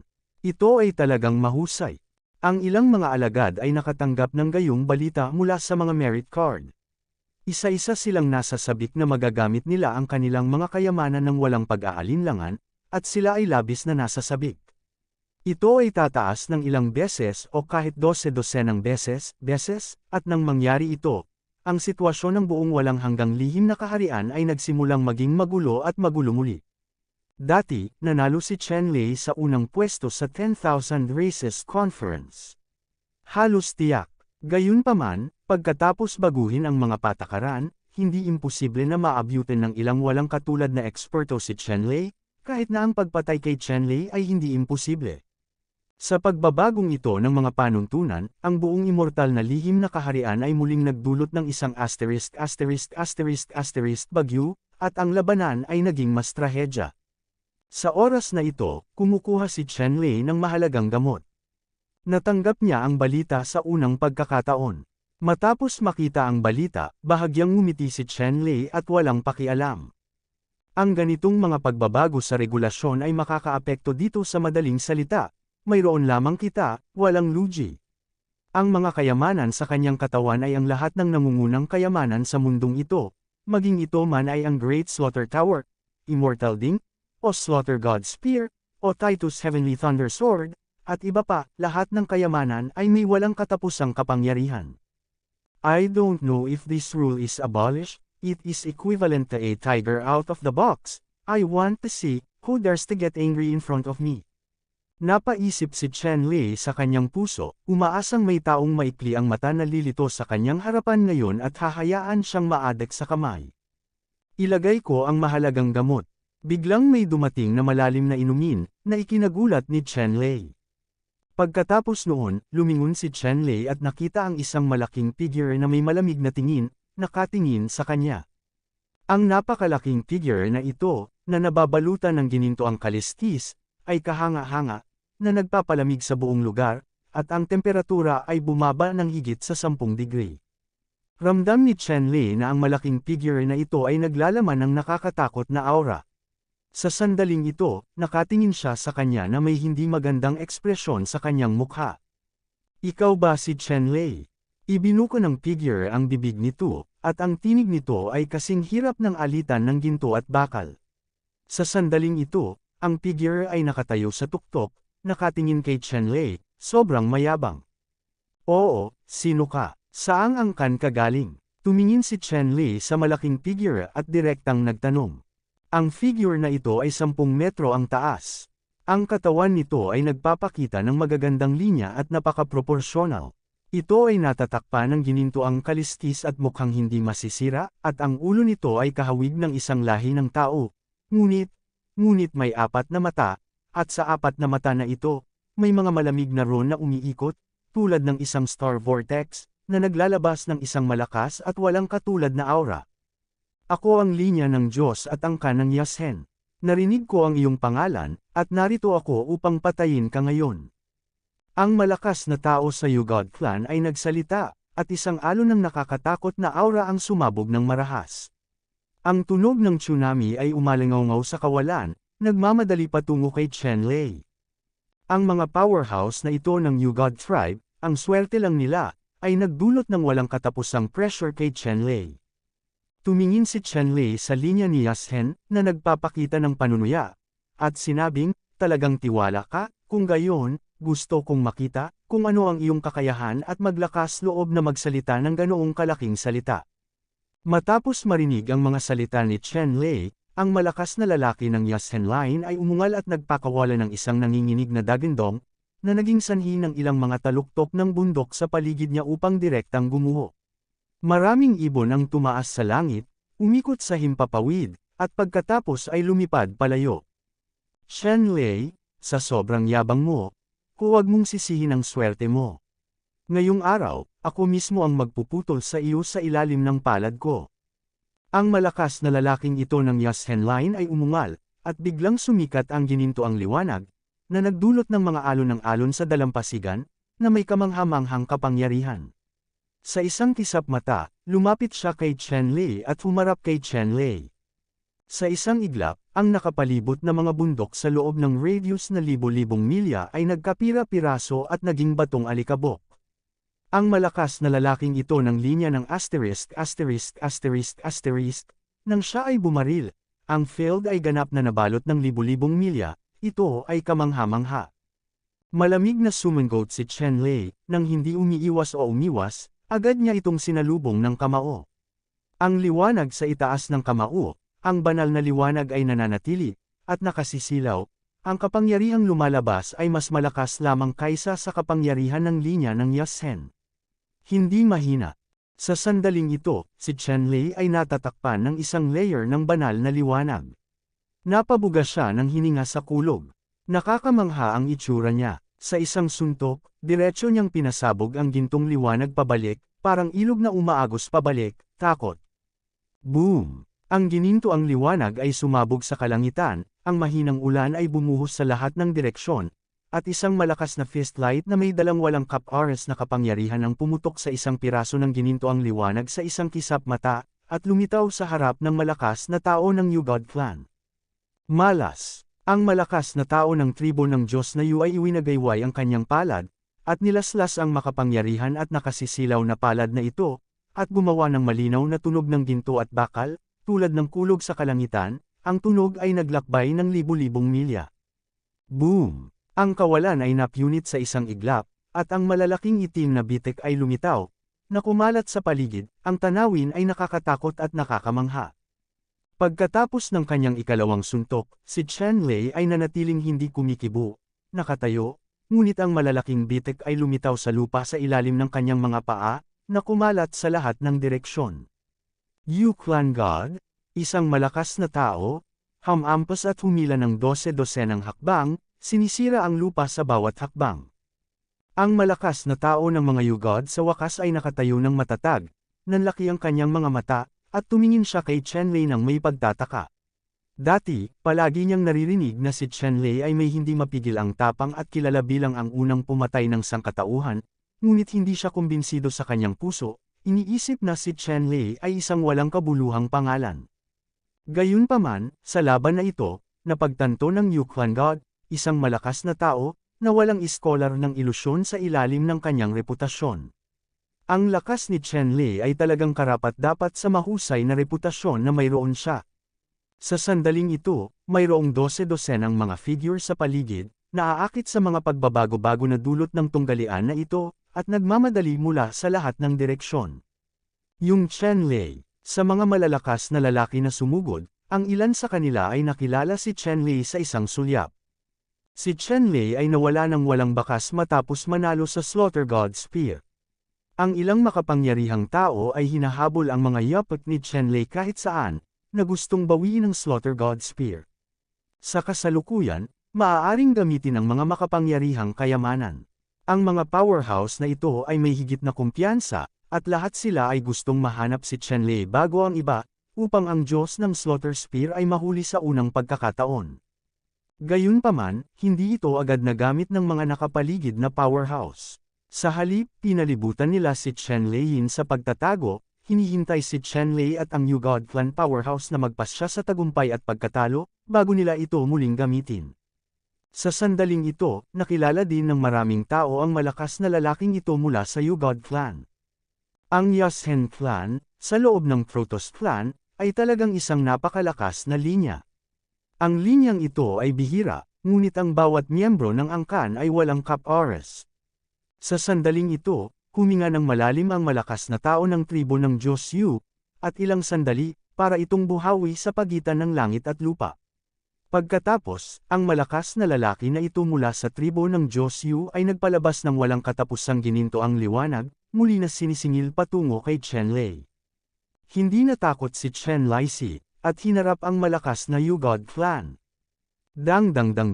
Si Chen Lei at ang malakas na tao ng angkan ng Diyos Yu ay gumawa ng mesensinang at marahas na tunog na parang mga hampas ng bakal, patuloy na nayuyugyug ang kawalan ng laman, at ang buong lupain ay patuloy na umaalon at sumasabog tulad ng ibabaw ng dagat, tulad ng pagsira sa langit at pagsira sa lupa. Sa isang kisap mata, naglabanan ang dalawa ng mahigit 100 suntok. Sa huli, nagkamali ang figure, at pansamantalang naghiwalay ang dalawa, nakatayo sa magkabilang panig, nakatingin sa isa't isa. Ang nakapaligid na malalakas na lalaki na nanunood ng labanan, sa sandaling ito, ay nakikita na ang malakas na lalaking ito ng New God Clan, na bahagyang nanginginig ang mga palad at baluktot ang mga buto ng braso, ay halatang nasugatan ni Chen Lei sa laban na ito. Sa kaibahan, si Chen Lei ay hindi nagtamo ng anumang pinsala. Kalmado ang tono, at sa pagitan ng dalawa, nagawa na ang desisyon. Ang malakas na lalaking ito mula sa Yu Divine Clan ay may sobrang pangit na ekspresyon. Hindi niya inaasahan na ang kanyang katawan ay matatalo kay Chen Lei, at siya ay magdaranas ng kaunting pagkawala. Ang gintong liwanag ay lumabas mula sa katawan ng malakas na lalaki ng Yu God Clan, isang tunog ng kaluskos ang tumunog, at ang buto ng braso na nabali ni Chen Lei ay agad na nakabawi. Sumunod, isang malakas na aura ang bumalot sa katawan ng angkan ng Diyos Yu, hindi mabilang na mga gintong ron ang lumipad sa paligid ng katawan, at ang buong tao ay naglabas ng walang kapantay na aura, lalo na ang mga pupil ng 4 na mata. Sa gitna, ang mga gintong rune ay nagbago at naging 4 na gintong vortex. Umuungol, ang malakas na tao ng tribo ng Diyos Yu ay biglang umungal, at biglang nagkaroon ng nakakasilaw na gintong liwanag sa kanyang 4 na mata. Pagkatapos, nakita niya ang 4 na gintong ilaw na naka-project mula sa 4 na mata ng malakas na tao ng New God Tribe. Ito ay 10,000 talampakan ang haba at binaril patungo kay Chen Lei sa isang kisap mata, mas nakakatakot at makapangyarihan kaysa sa pinakamatalim na liwanag ng espada. Ang piraso ng langit at lupa na ito ay naging ginto sa isang iglap sa mga mata ng lahat, 4 na banal na ilaw lamang, tulad ng pinakamatulas na mga ilaw ng espada, ang tumagos sa kalangitan at tumama kay Chen Lei. Bahagyang nagbago ang ekspresyon ni Chen Lei. Ang 4 na gintong ilaw na ito ay nagbigay sa kanya ng isang mapanganib na pakiramdam tulad ng liwanag sa kanyang likod. Malinaw, ang 4 na ilaw na ito ay tunay na makapangyarihan at walang Cap-Oras. Gayunpaman, hindi umiwas si Chen Lei, ngunit ikinumpas ang kanyang palad. Ang pamamaraan ng Dazo Divine Ju ay ganap na nawasak. Ang kanyang katawan ay napakagaan, na parabang hindi mabilang na mga sapin ang naiilawan. Sa kawalan, isang malabong lumitaw. Channel, walang katapusang kapangyarihan, direktang pinagpala si Chen Lei. Sa sandaling ito, ang mga palad ni Chenlei ay nakasisilaw, tulad ng isang maliit na araw, at siya ay nagwagayway ng 4 na palad ng sunod-sunod, tulad ng kidlat, at tinapik ang 4 na gintong ilaw na ito. Biglang bumangga ang banal na liwanag sa gintong liwanag, at ang langit at lupa ay binaha ng banal na liwanag at gintong liwanag. Sila ay nagliliyab at makinang, lubhang nakasisilaw, at ang hindi mabilang na makapangyarihang mga tao sa paligid na nanunood ng labanan ay pumikit at hindi ng ahas na tumingin ng diretsyo. Ipinikit ng mga powerhouse na ito ang kanilang mga mata at mabilis na umatras, dahil biglang nagkaroon ng takot sa kanilang mga puso, at isang alon ng mapanganib na aura ang lumabas mula sa kaibuturan ng kanilang mga puso, na parabang sila ay nakaharap sa isang prehistoric behemoth, malapit sa kanila. Boom boom boom boom. 4 na tunog na parang kulog ang sunod-sunod na umalingaw sa malalakas na tainga, na ikinagulat ng lahat ng eardrum hanggang sa halos pumutok na. Sa oras na ito, 4 na malalaking ulap ng kabute ang bumangon din sa kalangitan, dumiretso sa kalangitan, dinudurog ang kawalan, patuloy na umiikot, at nananatili sa mahabang panahon. Sa oras na ito, may bakas ng dugo sa sulok ng mga kilay ni Chenlei. Ang mga patak ng dugo ay tumagas, at ang mga buto ay nalantad ng malalim, na lubhang nakakatakot. Mayroon talagang 5 gininto ang ilaw, na talagang nakakatakot. Pinunasan ni Chenlei ang dugo sa harap ng kanyang noo, at gulat na sinabi. Pagkatapos isagawa ang Azure Dragon Rejuvenation Art, isang asul na ilaw ang kumislap, at ang peklat sa harap ng kanyang noo ay mabilis na nakabawi. Hindi inaasahan ni Chenlei na ang Yugod clan ay napakadelikado, kaya ang 5 gininto ang banal na liwanag na nakatago sa 4 na gintong Diyos ay ang pinakahuling hakbang ng Yugod clan powerhouse. Ang 5 gininto ang liwanag na ito ay napakatago na kahit si Chenlei ay hindi ito napansin.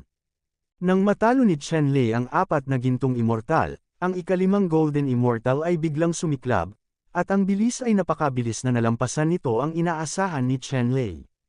Kung hindi lang sa huling sandali, nakaramdam ng panganib si Chenlei at tumagilid ang kanyang ulo, ang 5 gininto ang liwanag na ito ay direktang tumagos sa noo ni Chenlei at tumagos sa kanyang soul sea. Kung iyon ang kaso, si Chenlei ay magdaranas ng malubhang pinsala kung hindi siya mamamatay, at ang kanyang kapangyarihan sa pakikipaglaban ay lubhang masisira. Sa oras na iyon, natatakot ako na hindi na siya makakabalik. Ang hukbo ay hindi pagod sa panlilinlang, ngunit nakakalungkot na hayaan kang makatakas. Sinabi ng Yu-clan God na may kaunting panghihinayang, at nagulat din siya.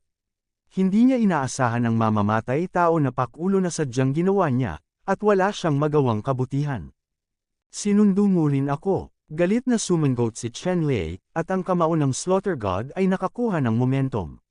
Sa huli, ang walang kapantay na pamimilit ay lumabas mula kay Chenlei, na ginawang parang demonyong Diyos si Chenlei, na may maliit na figure na parang demonyo, matangkad, nakakagulat na momentum. Pagkatapos noon, sinampal siya ni Chenlei ng isang suntok. Ang suntok na ito ay nagdala ng Divine Slaughter Feast sa sukdulan. Nagliwanag ang lahat ng porma sayon sa kanyang katawan, at agad na kumislap si Chenlei ng banal na liwanag at tumalon. Isang malaking marka ng kamao, tulad ng isang shooting star, ang bumaril mula sa kamao ni Chenlei, at pagkatapos ay tumama sa malakas na tao ng angkan ng Yugod. Napakaseryoso ng ekspresyon ng Yugod clan powerhouse. Alam na niya ang lakas ni Chenlei sa nakaraang laban. Sa oras na ito, ginawa ni Chenlei ang kanyang makakaya upang lumipat. Siyempre, hindi siya nang ahas na maging pabaya, at ang kanyang katawan ay namumulaklak din ng hindi masukat na gintong liwanag. Ang mga rune sa kaliskis ay tila nabuhay. Naglalakbay sa paligid ng kanyang katawan, ang gininto ang sinag ng liwanag ay naging isang malaking kalasag, na mahigpit na nagbabantay sa kanya. Kasabay nito, diretso niyang dinurog ang pinakamalakas na kapangyarihan ng angkan, pinalakpakan ang marka ng kamao na ito na ibinigay ni Chenlei. Boom! Sa isang malakas na ingay tulad ng lupa at lupa, ang marka ng kamao ni Chenlei ay natama ng isang Yu Protoss powerhouse. Saglit, nagbago ang mukha ng Yugod clan powerhouse, at isang masamang boses ang lihim na binibigkas sa kanyang puso. Ang kapangyarihang nakapaloob sa mga marka ng kamao ni Chenlei ay sadyang mapangahas, at hindi niya ito mapigilan. Isang nagbabala na premonition ang lumitaw sa puso ng makapangyarihang angkan ng Diyos na Yu, at wala siyang oras upang mag-react sa hinaharap. Ang pag-atake na pinakawalan niya ng buong lakas ay direktang nabasag ng marka ng kamao, at pagkatapos, ang malaking marka ng kamao ay nasa sabik. Lumipad siya at tinamaan ng husto ang gintong maskara ng kanyang katawan. Saglit, ang gintong liwanag ay tumama sa buong katawan, ang gininto ang maskara sa kanyang katawan, na parang bula ng sabon, ay biglang nabasag, at pagkatapos, ang marka ng kamao ay tumama sa kanyang dibdib. Isang matalim na tunog ng pag-crack ng buto ang kaagad na tumunog sa mga tainga ng malakas na lalaki ng Yu God Clan, at isang hindi matiis na sakit ang nagmula sa kanyang katawan. Pagkatapos nito, ang kanyang figure ay lumipad ng diretsyo at lumipad sa libu-libong milya. Sa labas. Sa wakas, isang malakas na tao mula sa God Yu Clan ang direktang bumagsak sa isang sagradong bundok na libu-libong milya ang layo, at inilibing sa ilalim ng bato ng hindi mabilang na malalaking bato. Ang maraming powerhouse sa paligid na nanunood ng labanan ay natigilan lahat, ganap na nabigla sa lakas ng pakikipaglaban ni Chen Lei. Alamin na ang kalaban ni Chen Lei ay isang napakalakas na linya ng Protoss, ang malupit na kapangyarihan ng Yu Protoss. Sila ay halata sa lahat. Ngunit gayon pa man, si Chen Lei ay nakipagkamao at nabasag ang bundok, gaano kalakas ang kapangyarihan ng pakikipaglaban ni Chen Lei. Sa sandaling ito, naramdaman lamang ng lahat ng mga powerhouse na ang lakas ni Chen Lei ay hindi nauubos, at hindi niya makita ang kanyang limitasyon. Maraming mga powerhouse na nanunood ng labanan sa paligid isa-isa na nagtanong sa kanilang mga sarili, alam na tiyak na hindi sila ang mga kalaban ni Chen Lei. Boom! Biglang nagkaroon ng malakas na ingay, at nakita ko ang mga piraso ng bilyon-bilyong libra ng bato na lumilipad diretsyo sa langit, isang malaking figure ang sumugod palabas ng langit na puno ng malalaking bato, at lumipad sa hangin. Ang malakas na tao ng Yu God Clan. Sa sandaling ito, ang lahat ay tumingin sa malakas na lalaki ng Yu God Clan, at nakita lamang siya sa isang napakahiyang hitsura. Dati, ang malakas na lalaking ito ng Divine Yu Tribe ay natatakpan ng gininto ang kaliskis, ang kanyang figure ay hindi homogeneous, at ang kanyang gininto ang katawan na pinuprotektahan ng banal na liwanag ay napakalakas. Ngunit ngayon, lukot ito, at ang mga gintong kaliskis sa kanyang dibdib ay nabasag lahat, dumudugo, at bumagsak sa isang malaking butas. Ang buong katawan ay tumutulo ng dugo, na may halong gravel dust, at ito ay kakilakilabot. Chen Lei, damn it. Sa sandaling ito, ang malakas na tao ng God Yu Clan, apat na mata, nagngangalit na apoy, nakakatakot na liwanag, rune na magkakaugnay, tila umiikot ang universo, ang hininga ay tumaas ng gusto, at si Chen Lei Boxing Fei, ang powerhouse ng God Yu Clan na ito, kapangyarihan, galit talaga. Sa sandaling ito, ang powerhouse ng Yu God Clan, pagkatapos naganap na magalit, ang kanyang hininga ay patuloy na tumaas, ang gininto ang apoy sa kanyang katawan ay tumalon at nag-apoy, at sa wakas ay nagpas siyang umalis sa kawalan ng pag-asa. Nahaharap sa kapangyarihan ng angkan ng Yu God, hindi natinag si Chen Lei, at ang sagradong sining ng pagpatay sa kanyang katawan ay gumana rin ng buong lakas, na napapaligiran ng banal na liwanag, na nagmumukhang napakamaharlika ni Chen Lei, tulad ng isang Diyos. Karaniwang hari. Patayin. Galit na sumigaw ang Yu Clan God, apat na mata ang nakabukas at nakasara. Isang kalawakan ang umikot, naglalabas ng labis na nakakatakot na pagbabago-bago ng aura. Sa gitna ng apat na mata, biglang, isa pang mata ang bumukas. Isang napakagandang sinag ng liwanag ang bumaril, lubhang nakakatakot. Kasabay nito, ang apat na mata ng malakas na tao ng angkan ng Diyos Yu ay sabay ding bumaril ng apat na gintong sinag ng liwanag. Ang apat na gintong sinag ng liwanag na ito ay sumanib sa sinag ng liwanag na ibinubuga ng ikalimang mata. Ang oras ay naging isang napakalaking gininto ang sinag ng liwanag, ang pagbaril kay Chen Lei na parang isang malaking gintong arrow. Boom! Ang gininto ang liwanag ay bumasag sa kawalan, gumawa ng malakas na dagandong, at ang gininto ang hininga ay tumagos, ang Diyos ay nakakatakot, ang malakas na mapanirang hininga, ginawa ang nakapaligid na malalakas na tao na nanunood ng labanan na nanginginig at hindi ng ahas na tumingin ng diretsyo. Lahat ng powerhouses ay namangha. Napakalakas talaga nitong Yu God Clan Powerhouse. Ang direktang pagkita ng suntok na ito ay naging sanhi ng pagkawala ng katapangan sa mga nakapaligid na powerhouse laban sa kanya. Ang mga powerhouse na ito ay lalo pang humanga kay Chen-Lei sa oras na ito, dahil sa oras na ito, si Chen-Lei, na nahaharap sa napakalakas na suntok, ay hindi pa rin nagbabago ang kanyang mukha. Patayin! Sumigaw si Chen-Lei sa harap ng suntok, at sumabog ang Great Slaughter Fist. Biglang nagbago ang kulay ng mundo, nagdilim ang araw at buwan, dumating ang isang nakakatakot na hininga, at halos tumigas ang paligid ng oras at kalawakan. Ang pag-atake ni Chen-Lei ay hindi lamang gumamit ng God of Slaughter Fist, ngunit nabasag din ang crit rune patayo, na pinagpala ito sa God of Slaughter Fist, na nagpapataas ng kapangyarihan ng God of Slaughter Fist ng 12-dosenang beses. Ang isang sinag ng liwanag, na maihahambing sa araw at buwan, at kahit 1,000 beses na mas maliwanag kaysa sa araw at buwan, ang nagpapaliwanag sa puting lugar na ito. Pagkatapos, ang liwanag ng kamao na ito ay direktang tumama sa malaking gintong haligi na lumilipad sa loob, na gumawa ng malakas na ingay, at pagkatapos, isang napakasilaw na banal na liwanag ang sumabog, na tumama sa kalangitan, at lumilipad sa buong paligid, tulad ng isang dagat ng kumukulong ulap.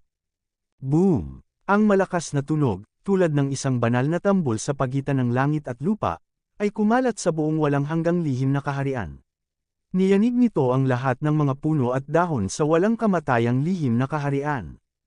Pagkatapos noon, nakakita siya ng walang hanggan na banal na liwanag, na direktang naglipol sa malaking gintong haligi, at pagkatapos, nilunod ng hindi masusukat na divine light ang malakas na tao ng New God Clan. Pagkatapos nito, isang sigaw ang umalangaw-ngaw sa kalangitan at lupa, at ang makapangyarihang New Protoss na ito ay direktang sinakal ng liwanag ng langit, naging abu, at nawala ang anyo ng mga Diyos. Napakalakas ng Great Slaughter Fist ni Chen-Lei kaya niyanig nito ang lupa. Sa sandaling ito, ang dugo ni Chen-Lei ay sumabog sa lahat, sinira ang braso ng Diyos ng Slaughter. Ang kanyang laman at dugo ay sumabog sa ambon ng dugo sa una, nag-iwan lamang ng isang buto ng braso, nagniningning na parang gintong jade na kinang sa itaas na natatakpan din ng mga bitik. Gumamit si Chen-Lei ng Critical Strike Rune para sirain ang God of Slaughter Fist. Napakalakas ng kapangyarihan na lumampas sa limitasyon na kayang tiisin ng kanyang pisikal na katawan. Matapos patayin ang isang malakas na tao mula sa Yoshenzo sa isang suntok, nagdusa din siya. Kontra-atake. Puff. Pagkatapos nito, ibinuko ni Chen-Lei ang kanyang bibig at bumubula ang isang subo ng dugo. Sa pagkakataong ito ang ganting atake ay napakabigat. Hindi lamang nalaglag ang laman at dugo sa mga buto ng braso sa unang pagkakataon, kundi pati ang mga panloob na organo ay napinsala ng husto, sugatan. Sa oras na ito, tila mahina si Chen-Lei. Magandang pagkakataon. Maraming makapangyarihang tao sa paligid na nanunood ng labanan, matapos makitang sinuntok ni Chen-Lei ang tribo ng New God sa Fly Ash, lubos silang nabigla, ngunit nakita nila si Chen-Lei na bumulwak ng dugo na may halong internal organs.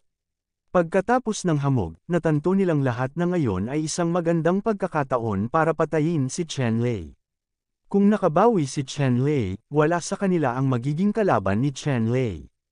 Patayin. Nang walang pag-uusap, tahimik na naunawaan ng 12-dosenang malalakas na lalaki sa paligid na nanunood ng labanan at sabay-sabay na inatake si Chen-Lei. Ang mga powerhouse na ito, isa-isa, ay direktang gumamit ng killing stick, at sa ilang sandali, 12-dosenang mahahalagang magic light sa kawalan, na naglalabas ng malupit na pagbabago-bago ng aura, ang pumatay kay Chen-Lei.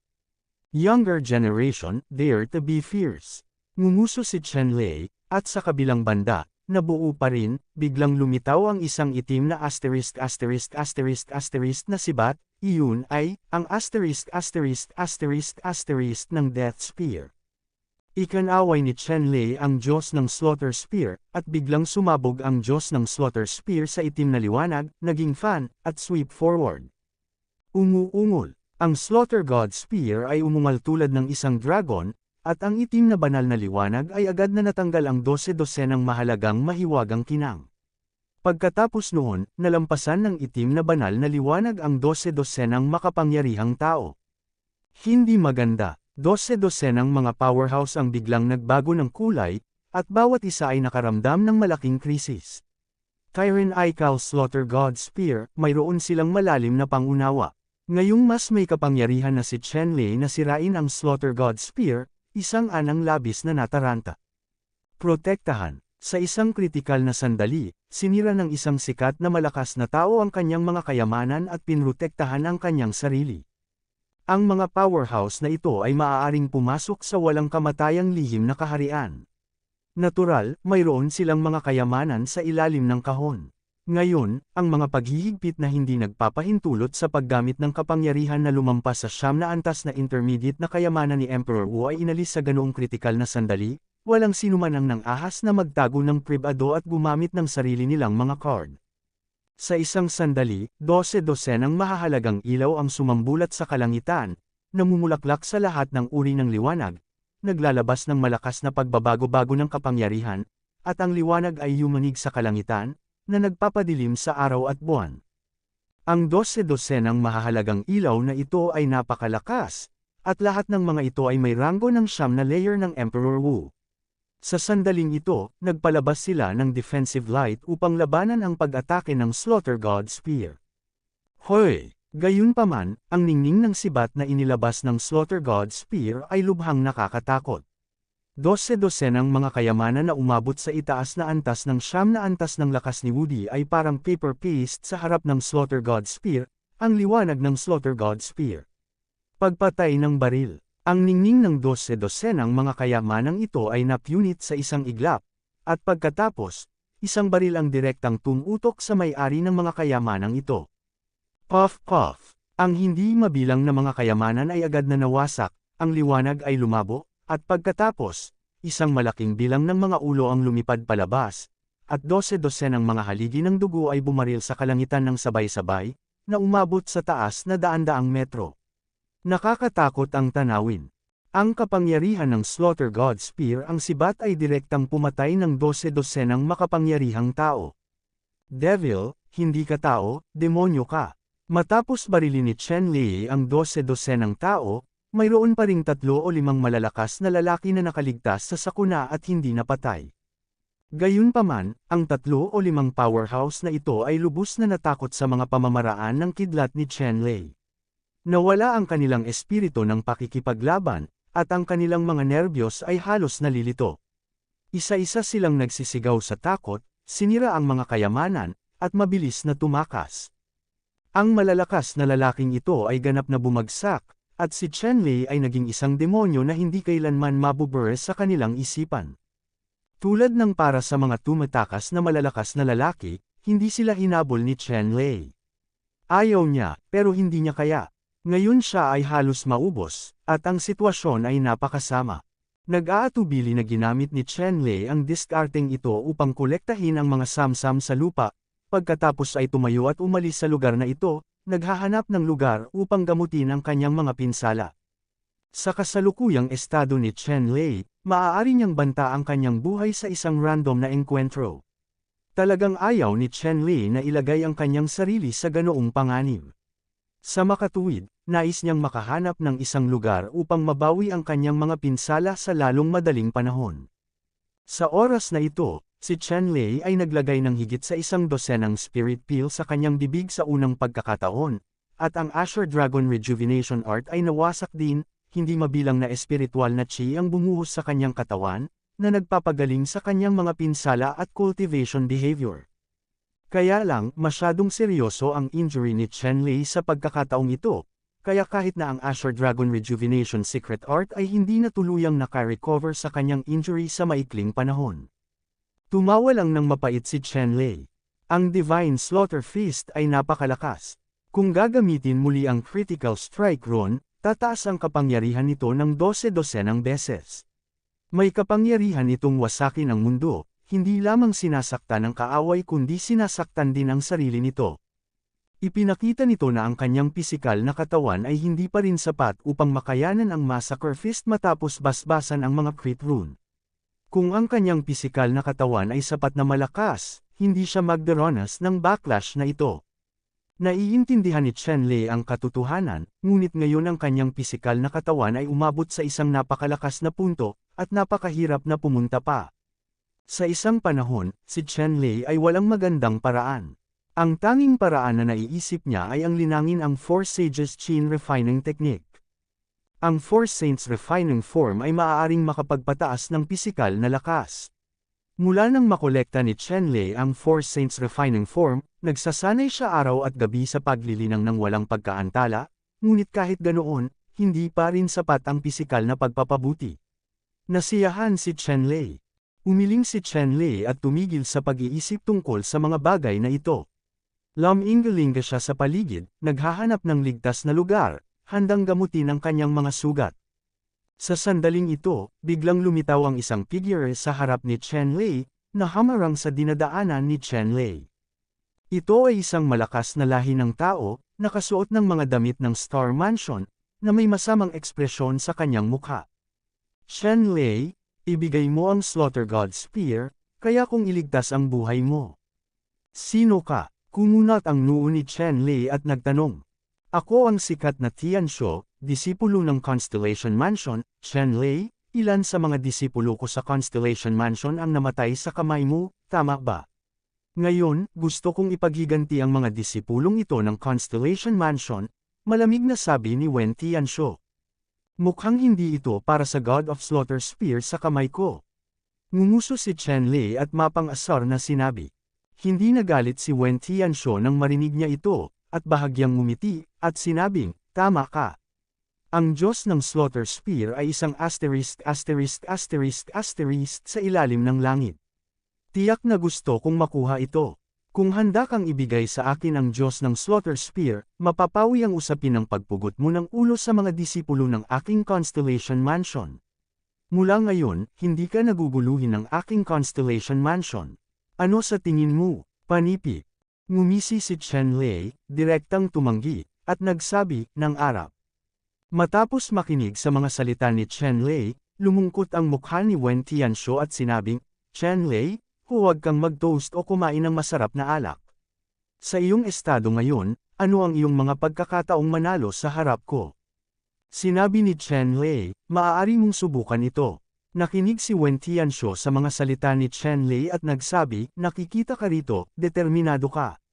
Sa kasong ito, huwag mo akong sisihin sa hindi pakikipag-usap tungkol sa parehong lahi. Matapos itong marinig ni Chen Lei, lalo siyang nahiya at sinabing, Wen Tianxu, may mukha ka pa ring magsabi ng mga bagay na iyon. Sinamantala mo ang aking malubhang pinsala at pinatay mo ako sa daan, at pinag-usapan ang mga damdamin ng parehong lahi. Panipi. Sinabi ni Wen Tianxu, Chen Lei, dahil napakatigas ng ulo mo, kung gayon wala akong masabi, hindi mo mapipigilan. Pagkatapos ng pagsasalita, ang katawan ni Wen Tianxu ay sumambulat sa malupit na momentum. Biglang lumitaw ang isang superstar sa likod ni Wen Tianxu, dahan-dahang umiikot, naglalabas ng walang hanggan na presyon. Si Wen Tianxu ay talagang nagtago habang si Chen Lei ay nakikipaglaban sa malakas na tao ng angkan ng Diyos Yu, at nasaksihan ang buong proseso ng pagpugot ni Chen Lei sa malakas na tao ng angkan ng Diyos Yu. Bilang karagdagan, nakita rin ni Wen Tianxu si Chen Lei na sinisira ang Slaughter God Spear, at isang sibat para pumatay ng 12-dosenang makapangyarihang lalaki ng iba't ibang lahi. Alam niya na si Chen Lei ay nasa dulo na ng laban, at wala ng paraan para lumaban siya. Pagkatapos ay tumalon siya at hinarangan ang landas ni Chen Lei. Sa sandaling ito, nagpasya si Wen Tianxu na gumawa ng mabilis na laban at hindi bigyan ng pagkakataon si Chen Lei na makabawi. Ang lakas ni Chen Lei ay hindi maarok, at talagang ayaw niyang gumawa ng anumang pagbabago.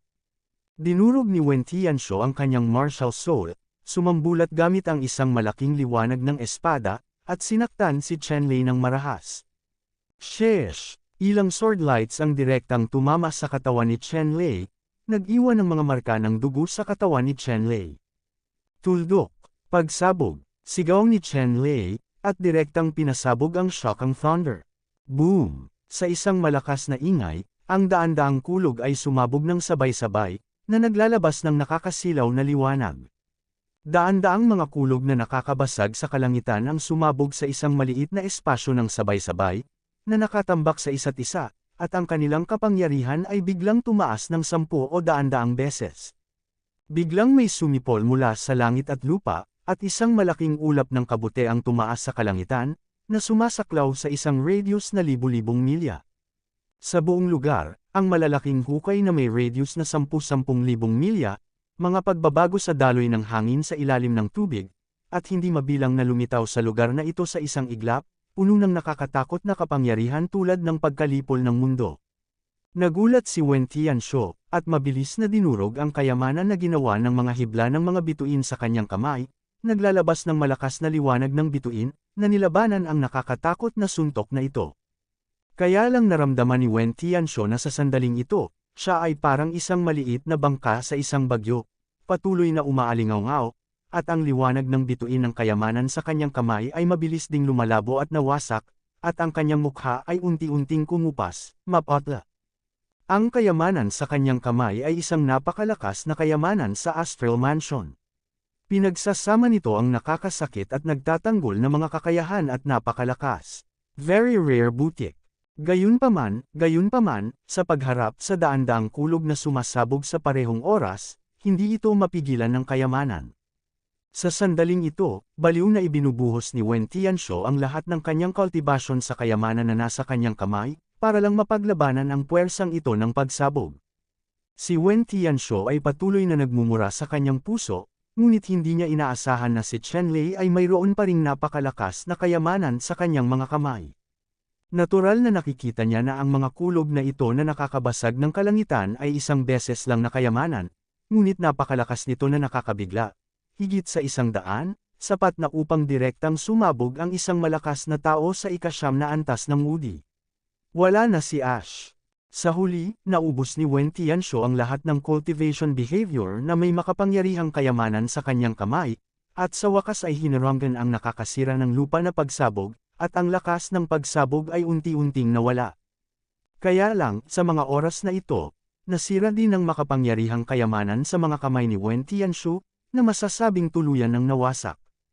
Nang makita ang malamlam na liwanag ng bituin at ang basag na kayamanan sa kanyang kamay, ang galit ni Wen Tianxiu ay tumaas. Ang pagkawasak ng kayamanan na ito ay labis na ikinalungkot ni Wen Tianxiu. Kaya lang, bago pa maipahayag ni Wen Tianxiu ang kanyang galit, biglang kumislap ang kanyang mga mata, at isang figure ang lumitaw sa kanyang harapan. Itinaas ni Wen Tianxiu ang kanyang mga mata at nakita na ang figurang ito ay si Chen Lei. Ang kanyang buong katawan ay puno ng dugo, ang isang braso ay walang dugo, at isang buto na lamang ng braso ang natitira, na lubhang nakakatakot. Sa oras na ito, si Chen Lei ay nakatayo wala pang 3 metro ang layo mula sa kanya, na may pulang dugo na mga mata na malamig na nakatingin sa kanya, puno ng layuning pumatay. Dahil sa malamig na pagpatay na layunin ay ginawa si Wen Tianxiu na parang isang eye seller, ang kanyang buong katawan ay naninigas at mahirap na gumalaw. Pumunta ka sa impyerno. Tumingin si Chen Lei kay Wen Tianxiu sa kanyang harapan, huminga ng malamig, at ang Slaughter God Spear sa kanyang kamay ay tumusok na parang kidlat. Mabilis na lumawak ang malamig na liwanag sa harap ng mga mata ni Wen Tianxiu. Nakakamangha ang bilis. Gusto itong iwasan ni Wen Tianxiu, ngunit huli na ang lahat. Nakaramdam lang siya ng pananakit ng lalamunan. Tinusok ng mga sibat ng Diyos ng Slaughter ang kanyang lalamunan. Ang baril na ito ay ang katawan ng God of Slaughter gone. Napakatalim nito, at walang kayamanan ang makakapigil sa pag-ulos ng Slaughter God Spear. Biglang naramdaman ni Wen Tianxiu na siya ay nilubog ng isang patch ng kadiliman, at sa isang kisap mata, siya ay nawalan ng malay. Ang God of Slaughter Spear, ang sibat, ay hindi lamang pumatay sa pisikal na katawan ni Wen Tianxiu, ngunit winasak din ang primordial spirit ni Wen Tianxiu sa unang pagkakataon. Ito ang lugar kung saan nangingibabaw ang God of Slaughter Spear. Sa ilalim ng baril, gustong tumakas ng primordial spirit, ngunit hindi niya magawa. Cough! Matapos patayin si Wen Tianxiu, si Chen Lei ay bumubula ng isa pang subaw ng dugo, kalahating nakaluhod sa lupa, masasabing naubos na ang kanyang huling hininga ng lakas. Kasabay ng dugo, lumunok si Chen Lei ng maraming spirit pill, at isang bakas ng espiritual na kapangyarihan ng damaloy sa kanyang katawan, na nagpanumbalak ng kanyang lakas. Matapos kolektahin ang mga samsam ng katawan ni Wen Tianxiu, mabilis na umalis si Chen Lei sa lugar. Alam niya na, sa kasalukuyang estado nito, masyadong mapanganib sa lugar na ito. Higit pa rito, ngayon lang, daan-daang kulog na nanginginig sa kalangitan ang direktang sumabog.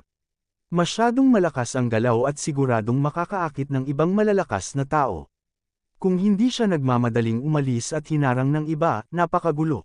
Pagkaalis ni Chen Lei, ginamit niya ang lahat ng kanyang lakas para sirain ang kanyang body technique at lumipad ng daan-daang libong milya. Pagkatapos ay huminto siya sa isang lugar na walang mga kaaway sa paligid at nagsimulang gamutin ang kanyang mga sugat. Sa oras na ito, si Chen Lei ay hindi maramo sa gamot sa kanyang kamay, lahat ng uri ng espiritual na gamot at mahiwagang gamot na mabisa sa mga pinsala, lahat ay nilamon sa isang utak, ang gamot sa kanyang katawan ay kasing lakas ng Yangtze River, na umaagos, sa mga meridian at atengal. At pagkatapos ay isinagawa niya ang Four Saints Rejuvenation Secret Art ng buong lakas. Sabay-sabay na tumatakbo ang Secret Art of Refining ng Four Saints. Ang epekto ay mas mahusay kaysa sa pagpapatupad ng Azure Dragon Secret of Rejuvenation ng mag-isa, ngunit ito ay magiging masyadong masakit kung gagamitin upang makabawi mula sa mga pinsala. Gayunpaman, si Chen Lei sa oras na ito ay walang pakialam sa sakit na ito. Nais lang niyang gumaling mula sa kanyang mga pinsala sa pinakamaikling panahon na posible, upang magkaroon siya ng lakas na protektahan ang kanyang sarili. Gumamit si Chen Lei ng iba't ibang paraan upang makamit ang malinaw na mga resulta. Mabilis na nakabawi ang kanyang paglilinang. Ang laman at dugo ng braso na nawala ng laman at dugo ay muling tumubo, na naglalabas ng kristal na ningning, at ang orihinal nitong ganglion. Ang lakas, pati na ang primordial spirit, ay mabilis ding bumabawi. Sa sandaling ito, isang alon ng malupit na aura ang dumating, na nakagambala sa kakayahan ni Chen Lei na makabawi. Binuksan ni Chen Lei ang kanyang mga mata at tiningnan ang malupit na hiningang ito, at sa wakas ay nakahinga ng maluwag. Ang malupit na hininga na ito ay hindi ang kaaway, ngunit si Ma Wu. Si Ma Wu ay nagsagawa ng sagradong panunumpa at kinilala si Chen Lei bilang kanyang Panginoon. Sa ilalim ng gayong mga kalagayan, sina Ma Wu at Chen Lei ay may bakas ng pakikipag-ugnayan sa espiritu, na nagpapahintulot kay Ma Wu na mahanap ang posisyon ni Chen Lei. Sa sandaling ito, hindi alam ni Ma Wu kung anong pakikipagsapalaran ang mayroon siya, ngunit ang kanyang lakas ay talagang bumuti ng husto, na nagbigay kay Chen Lei ng napakalakas na pakiramdam. Teacher, ano ang nangyayari sa iyo? Lumapit si Ma Wu kay Chen Lei. Nakitang si Chen Lei ay malubhang nasugatan, at mabilis na nagtanong. Ayos lang ako, tama ang dating mo. Tulungan akong protektahan ang batas at hayaan mo akong ibalik ang aking pag-uugali sa paglilinang. Huli na si Chen Lei para magpaliwanag ng detalyado kay Ma Wu, at nagmamadaling sinabi. Tumango si Ma Wu at nagsimulang protektahan si Chen Lei, habang si Chen Lei ay nagpatuloy sa pagpapanumbalik ng kanyang sariling cultivation base. Sa ilang sandali, isang malakas na alon ng aura ang dumating mula sa malayo, isang malaking figure ang tumakip sa kalangitan at sumugod sa direksyong ito. Ang figurang ito ay isang malaking demonyong ibon na may malamig na mga mata, at ang mga balahibo sa katawan nito ay namumukadkad ng itim na liwanag, tulad ng isang cast ng banal na bakal, napakatigas. Ito ay isang malakas na tao ng Iron Scale Eagle Clan. Nangangaso sa lugar na ito, natagpuan niya ang mga bakas ni Chen Lei sa pamamagitan ng kanyang mga pagsasamantala sa militar at hinabol siya.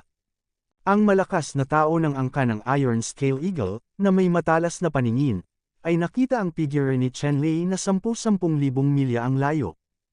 Ang malakas na lalaking ito mula sa angka ng agila na may kaliskis na bakal ay may malamig na banal na liwanag sa kanyang mga mata, at ang kanyang mga pakpak ay kumapa, tulad ng isang madilim na ulap, na lumilipad patungo kay Chen Lei.